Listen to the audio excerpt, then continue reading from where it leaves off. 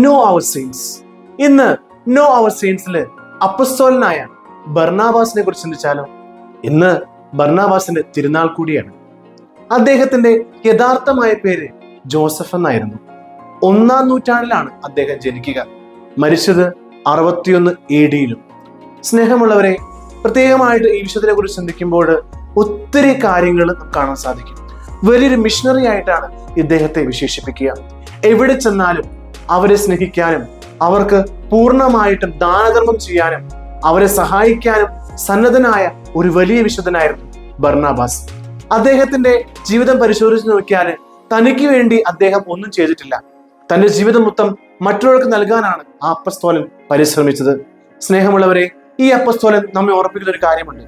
നമ്മുടെ ജീവിതത്തിലും നമ്മെ ഏൽപ്പിക്കുന്ന ഒത്തിരി പേരുണ്ട്. ഒരുപക്ഷെ നമ്മുടെ കുടുംബമായിരിക്കാം, സഹപ്രവർത്തകരായിരിക്കാം, സുഹൃത്തുക്കളായിരിക്കാം. മറ്റുള്ളവർക്ക് നന്മ ചെയ്യാനായിട്ട് ഈ വിശുദ്ധനിലൂടെ നമുക്ക് സാധിക്കട്ടെ.